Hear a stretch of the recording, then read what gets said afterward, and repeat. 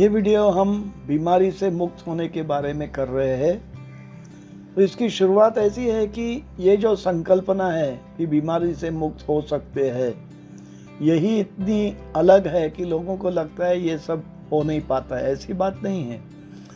मेरे एक्सपीरियंस में मुझे नज़र आया है कि इंसान इतने अच्छे ढंग से अगर खुद की देखभाल करे तो बीमारी से मुक्त वो रह सकता है, लेकिन उसके लिए उन्हें उनकी कई आदतें बदलनी पड़ेगी और उसके साथ अपना जो देह है, शरीर है, उसको एक मशीन की तरह इस्तेमाल करना पड़ेगा। उसका मतलब क्या हम मशीन है? नहीं। जब हम कोई भी मशीन की देखभाल करते हैं तो उसको सर्विस करते हैं, मेंटेन करते हैं, तेल पानी देखते हैं, साफ सफाई रखते हैं। उसी तरह अपने शरीर को मशीन की तरह पूजने से हम उसकी ठीक ढंग से कसरत, ठीक ढंग से खाना पीना, वक्त पे खाना पीना, अच्छे ढंग से नींद, बॉडी को रिचार्ज करके ऊर्जा बढ़ानी है, हम खुश रहे, संतुष्ट रहे। और ऐसे रहने से, इस जीवन शैली के हिसाब से चलने से हम बीमारी से मुक्त होने के मार्ग पे चलना शुरू कर देते हैं। इस वीडियो में हम आपको हमारे मूल तत्व के बारे में बात करने जा रहे हैं। तो हमारे उद्देश्य है कि आपको हम एक गाइड दे दें। उसी तरीके से हम आपको समझाएं कि ये हम क्यों कर रहे हैं, किस हिसाब से कर रहे हैं, क्या कर रहे हैं। जब आप वो समझ जाएंगे तो आप खुद का उसका जांच कर सकते हैं, रिव्यू कर सकते हैं। और वो जांच करने के बाद आपको पता चलेगा कि हाँ, हम बदलाव लाने में इच्छुक है। तो फिर जब बदलाव लाना चाहेंगे तो बदलाव क्यों कर रहे हो, कैसे कर रहे हो, वो हिसाब करके बदलाव लाओगे। लेकिन मन में बदलाव ला के फ़ायदा नहीं, उसको लागू करना ज़रूरी है। तो जीवन शैली में जब आप लागू करेंगे तो आपको ध्यान में आएगा कि आपके उसके गुणधर्म के फ़ायदे जो हो रहे हैं वो ध्यान में आएंगे, नज़र आ जाएंगे। और जब वो नज़र आना शुरू होगा तो आपको महसूस होगा कि हम बीमारी से धीरे धीरे दूर जाना शुरू कर रहे हैं। कोई भी बीमारी से ठीक होने के लिए कुछ ढंग की समझाव होना जरूरी है। सबसे पहले महत्वपूर्ण, हमने अपने खुद के शरीर को समझना बहुत जरूरी हम समझते हैं। हम मानते हैं कि अपना शरीर सबसे उत्कृष्ट मशीन है। ये क्यों? कौन से भी मशीन में अगर बिगाड़ आए तो उसको सर्विसिंग, मेंटेनेंस कर सकते हैं। उसका एक पार्ट निकाल के दूसरा पार्ट जोड़ के उसको फिर चालू कर सकते हैं, वो तंदुरुस्त बन जाता है। लेकिन अपने देह में, अपने शरीर में उससे ज़्यादा कुछ महत्वपूर्ण है। वो क्या है? अगर मेरी उंगली कट गई, या मुझे कोई मुंह में छाले आ गए, या पेट में अल्सर है, तो थोड़ी ट्रीटमेंट के बाद मेरी तबीयत बिल्कुल तंदुरुस्त हो जाती है। मेरा जो कटा हुआ कट बदन पे हुआ होता है वो तो बिल्कुल भर जाता है, इतने तक भी कभी कभी निशान भी नहीं छोड़ जाता। तो उस हिसाब से देखो तो निसर्ग में अपना शरीर सबसे बड़ा, सबसे उत्कृष्ट मशीन ही हो गया ना, जिन्हें हम कहते हैं सेल्फ रिपेयरिंग एबिलिटी।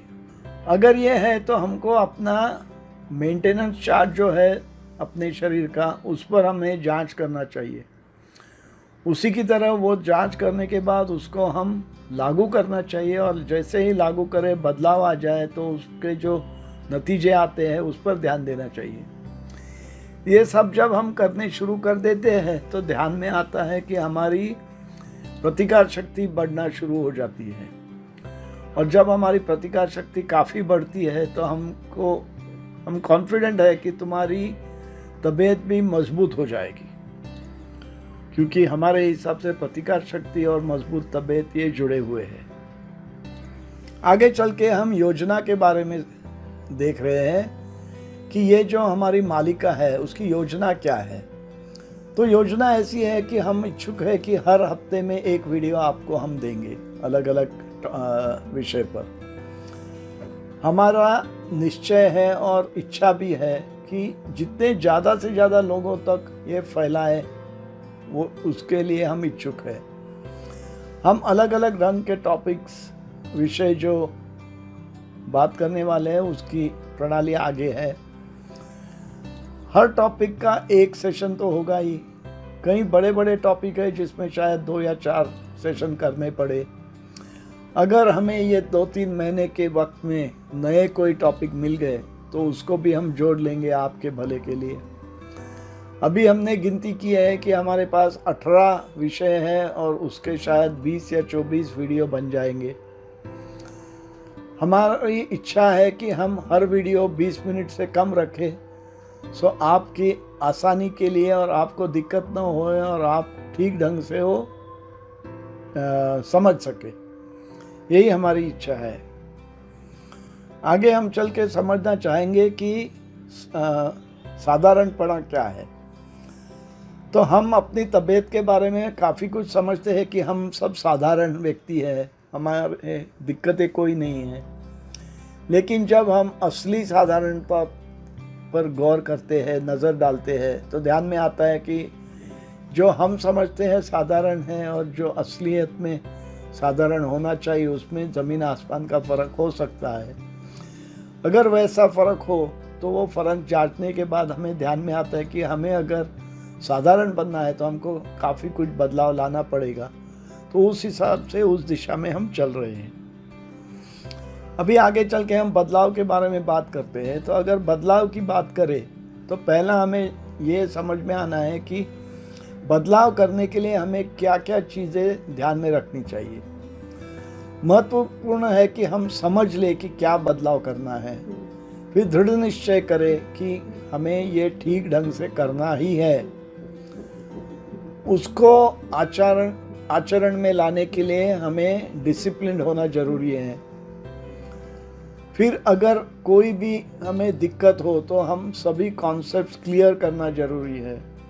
और बदलाव के लिए जो भी गरज हो तो उस हिसाब से हमें ध्यान से देख के समझ के बदलाव करना है, क्योंकि उस हिसाब से जब हम करें तो हम ज़्यादा ज़िद्दी बन जाते हैं और अच्छे ढंग से उसका इस्तेमाल कर सकते हैं और अपने निरोगी बनने की मार्ग, बीमारी से मुक्त बनने के मार्ग पे चलते हैं। अब देखें हम प्रतिकार शक्ति और प्रतिकार शक्ति समझने की कोशिश करेंगे।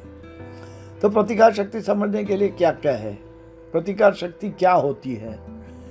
प्रतिकार शक्ति के हमने 3 भाग किए हैं, 3 अंग किए हैं। प्रतिकार शक्ति बचाव करना, प्रतिकार शक्ति को बढ़ाव देना और प्रतिकार शक्ति का विकास होना।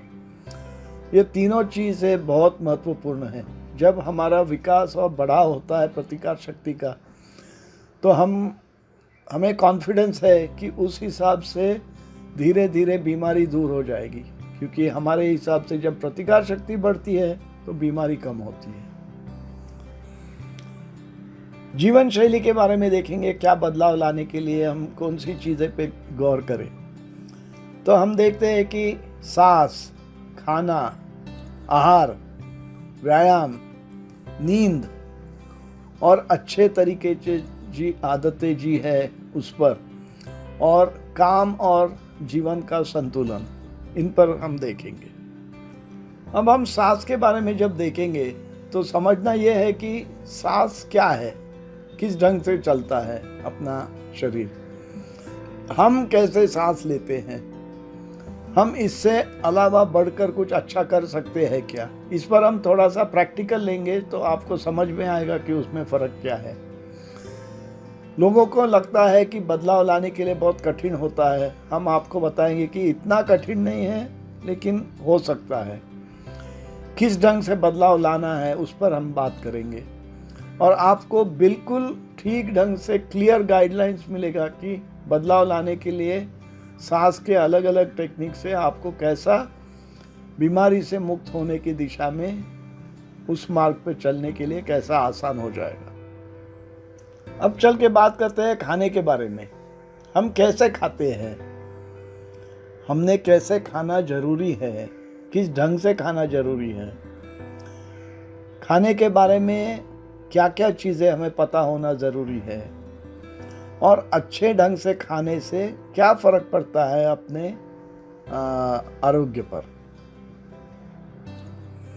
अब देखेंगे पचन क्रिया। पचन क्रिया के बारे में जब हम बात करते हैं तो हमें पहला समझना जरूरी है कि पचन क्रिया क्या होती है, उस पर थोड़ा डिटेल्स देखेंगे। बाद में हम उपवास और उसके फायदे, उस पर भी थोड़ा गौर करेंगे। उपवास के बारे में जब हम बात करते हैं तो अभी 2016 में डॉक्टर ओशोमी, जापानीज साइंटिस्ट को नोबेल प्राइज मिला था ऑटोफेजी के लिए। ऑटोफेजी का मतलब है उपवास के हिसाब से बदन में जो फर्क होता है उससे क्या असर होता है, कैसा असर होता है, उसकी पढ़ाई। तो उनको ये नोबेल प्राइज उसी ले दिया था। तो उसके बारे में ज़रा बात करेंगे। और आगे रहा खाने के बीच में कितना वक्त जाना चाहिए, हम घड़ी घड़ी खाना अच्छा है या दूर दूर खाना अच्छा है, उस पर भी ज़रा गौर करेंगे।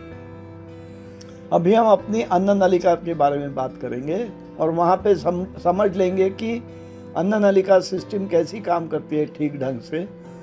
उसकी इंडस्ट्री में जो प्रोडक्शन लाइन है उसमें और अपनी अन्न नलिका में कितनी समानता है, उस पर भी ध्यान देंगे।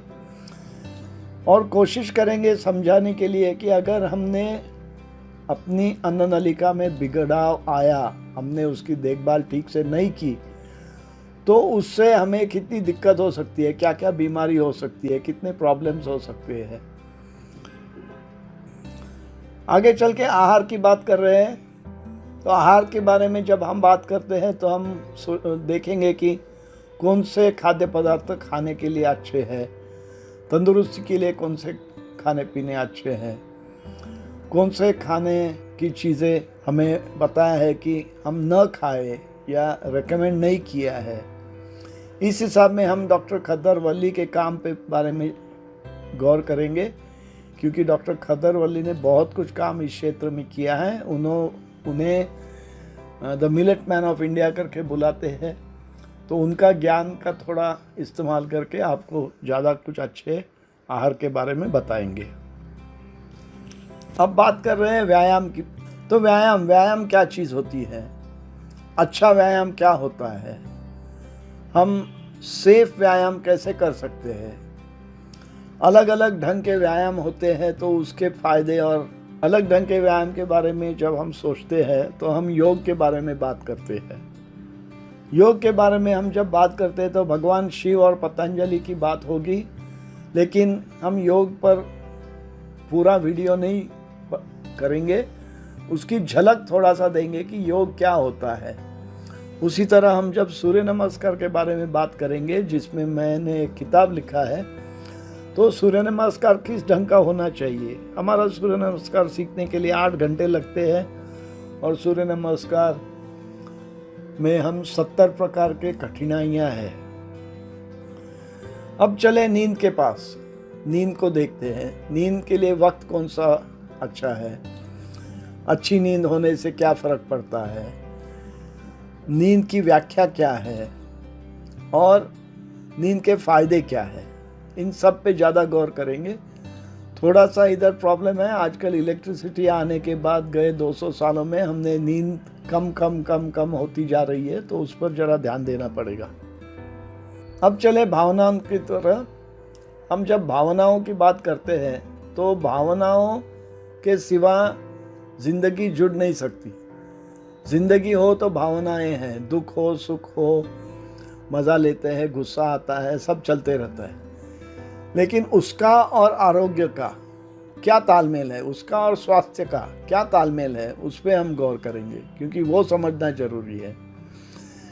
हम किस ढंग से स्वास्थ्य को संभालने के लिए भावनाओं को कैसे संभाल पाएंगे, और अगर हमको भावनाओं के प्रॉब्लम्स को मात करनी है और बदलाव लाना है तो वो कैसे करें, क्योंकि वो करने से ही हमारी तंदुरुस्ती बढ़ेगी और बीमारी से मुक्त होने की मार्ग पे चलते रहेंगे। अब बात करते हैं तनाव के बारे में। तनाव के काफ़ी प्रकार है, शारीरिक है, मानसिक है, भावनिक है। तो वो कैसे प्रकट होते हैं, कैसे बदन को दर्द पहुंचाते हैं और स्ट्रेस के इफ़ेक्ट्स क्या होते हैं, उस पर बात करेंगे। उस स्ट्रेच को कैसा संभालना है, तनाव को कैसा संभालना है और तनाव पे मात भी कैसा करनी है। ये बहुत बड़ा टॉपिक है, तो शायद इस पर हमें 2 या 3 वीडियोस बनाने पड़ेंगे, तो वो देखेंगे कैसा चलता है। अब चले विश्राम की ओर। तो विश्राम क्या चीज़ है, क्या होता है, विश्राम के फायदे क्या है। विश्राम करने के अलग अलग तकनीक है जिनके बारे में हम बात करेंगे, लेकिन वो संक्षिप्त में बात करेंगे, इन शॉर्ट में बात करेंगे, क्योंकि नहीं तो उसका 1-2-4 वीडियो बनाने पड़ेंगे। लेकिन महत्वपूर्ण बात यह है जिस पर हम ज़्यादा ही बात करेंगे कि विश्राम और ध्यान में क्या फ़र्क होता है। आजकल के ज़माने में काफ़ी लोगों को लगता है कि हम विश्राम अगर ठीक से विश्राम कर रहे हैं तो हम ध्यान में जा रहे हैं, लेकिन वो गलत है। वो गलतफहमी दूर करने के लिए हम कोशिश कर रहे हैं। अब चले ध्यान के पास। तो ध्यान में क्या होता है, ध्यान मतलब क्या, ध्यान कैसे करना चाहिए। ध्यान में जो दिक्कतें आती हैं जिसे हम कहते हैं एब्स्ट्रैक्ट कॉन्सेप्ट्स, जो दिखाई नहीं देने वाले कॉन्सेप्ट्स है, तो वो कैसे हम संभालें, उस पर मात कैसे करें, इन सब चीज़ों के बारे में बात करेंगे। ध्यान में ये भी कहा जाता है कि अगर आपको ध्यान करना है तो एक गुरु का महत्व होता है, तो उस पर भी थोड़ा हम बात करेंगे। हम आगे जाके बताएंगे कि हम जो ध्यान के बारे में बात करने वाले हैं वो सद्गुरु और स्वामी विवेकानंद के सिखाए हुए मार्ग पर हम बात करेंगे। अब हम पानी या जल की बात कर रहे हैं। पानी में बहुत ताकत होती है और हमारे बदन में 70% पानी है, और पानी पे काफ़ी कुछ असर भी होता है, अलग अलग ढंग के परिणाम होते हैं। उस पर एक जापानीज साइंटिस्ट ने काफ़ी कुछ अच्छी पढ़ाई की है, अभ्यास किया है, तो उसके अभ्यास को आधारित लेते हुए हम उसका बदन को कैसा आरोग्य या स्वास्थ्य के लिए कैसा फायदा हो सकता है उस पर जांच करेंगे। अब देखेंगे ध्वनि और कंपन के बारे में। जब हम ध्वनि के बारे में बात करते हैं तो हमें ध्यान में आता है कि जो हम बात करते हैं, गाना सुनते हैं, वो सब ध्वनि की बात है। तो ध्वनि के माध्यम से फ़ायदे क्या है, ध्वनि के माध्यम से दिक्कतें क्या है, और ये हम बिल्कुल साइंटिफिक बेसिस पे देखना चाहते हैं। वैसे हमें ज्ञान आ गया है कि अभी हमारी पारंपरिक ज्ञान जो था ध्वनि के बारे में, उस पर आजकल मॉडर्न साइंस ने काफ़ी कुछ पढ़ाई करके बताने शुरू हो गया है कि उसमें भी काफ़ी ताकत है। तो उस पर थोड़ा हम खुलासा करेंगे। ऑयल पुलिंग एक टेक्निक है जिससे काफ़ी बदन को फ़ायदा हो सकता है तंदुरुस्ती की तरफ, लेकिन इस पर बात करने के लिए पूरा वीडियो बनाना नहीं ज़रूरी है। तो उसके साथ हम अलग कुछ टॉपिक्स लेके 2-4 टॉपिक्स लेके एक वीडियो बना सकते हैं। अब बात करें शिवाम्बु के बारे में। शिवाम्बु है मतलब स्वमूत्र चिकित्सा। ये प्राचीन ज्ञान है और ये बहुत शक्तिशाली है अपने आरोग्य के लिए, अपने स्वास्थ्य के लिए। तो इसका हम इस्तेमाल कई सालों से लोगों की तबीयत तंदुरुस्त रखने के लिए और बीमारियों से मुक्त होने के लिए इस्तेमाल कर रहे हैं। तो उसके बारे में हम थोड़ा आपको बताएंगे और आप कैसा उसका फ़ायदा ले सकते हैं बीमारी से मुक्त होने के लिए। अब रहा जर्मन न्यू मेडिसिन। ये जर्मन न्यू मेडिसिन एक 20-30 सालों से चल रहा है। एक जर्मन डॉक्टर ने उसका रिसर्च करने से उनके ध्यान में आ गया कि जो भी बीमारी भावनिक कॉज से होती है, कि भावनाओं के आधारित पर बीमारी होती है, तो उसका जब उन्होंने जांच किया तो उनको ध्यान में आ गया कि भावनाओं से अपने ब्रेन में असर होता है और अलग अलग भावनाओं से अलग अलग जगह ब्रेन में एक प्रकार का डैमेज हो सकता है, असर हो सकता है। वो असर होने के नाते बदन पे उसी हिसाब से बीमारियां होती है। उन्होंने आगे जाके काम करते हुए ये भी देखा कि अगर वो भावनाओं का जो प्रॉब्लम है, समझ लो मुझे बहुत गुस्सा है, तो मैंने मेरा गुस्सा कम कर दिया या निकाल दिया और वो मैं कर पाया, तो मेरा ब्रेन फिर से रिवर्स में जाके तंदुरुस्त हो सकता है, और वो जैसे वो तंदुरुस्त होता है वैसे ही मेरी तबीयत भी सुधर सकती है। इसके बारे में हम ज़्यादा बात करेंगे। अपने स्वास्थ्य के लिए हम एक पर्ची देना चाहते हैं कि हमें लगता है कि ये हमने आपको देना जरूरी है। मतलब आप समझ जाएंगे कि आपके जीवन शैली में रोज के रूटीन में क्या क्या करना ज़रूरी है और उससे आपको कितना फ़ायदा होगा और कैसे तबीयत तंदुरुस्त होकर बीमारी से मुक्त होने की राह पे चलने लगेंगे। एक सवाल जवाब का वीडियो बनाने का सोच रहे हैं, क्योंकि काफ़ी सवाल आना शुरू हो गया है। अगर काफ़ी सवाल रहे तो उसका एक वीडियो बना देंगे।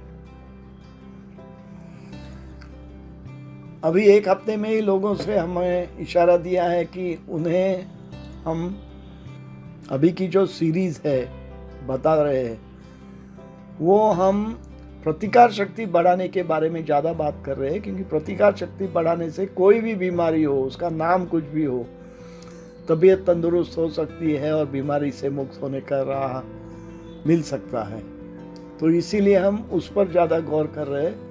आगे पीछे अगर हेल्थ कंडीशंस के बारे में हमें एक सीरीज़ निकालनी पड़ी, एक मालिका बनानी पड़ी, तो हम ज़रूर बनाएंगे। अभी हमने आपको हमारा उद्देश्य, हमारा एम, ये सब बता दिया है, और हमारी इच्छा है कि आप सब लोग ये इस्तेमाल करके निरोगी बने, बीमारियों से मुक्त बने और उस मार्ग पे चले। इसीलिए हमारी विनती है कि आप ये सभी वीडियो गौर से देखें, शांति से सुने, पूरे से पूरे समझ ले, और इसमें जो भी कुछ चीज़ें लागू कर सकते हैं वो पूरे लागू करके उसका जो आपको फ़ायदा होगा आपके तंदुरुस्ती के लिए, आपके स्वास्थ्य के लिए, उस पर गौर करें। और आपको, हमें कॉन्फिडेंस है कि आप ज़रूर बीमारी से मुक्त होने के राह पे चलना शुरू कर देंगे। मेरा नाम है आनंद बापट, मैं पुणे में प्रैक्टिस करता हूँ। भारतीय एक्यूपंक्चर भवन में से निसर्ग उपचार का भी उपचार करता हूँ।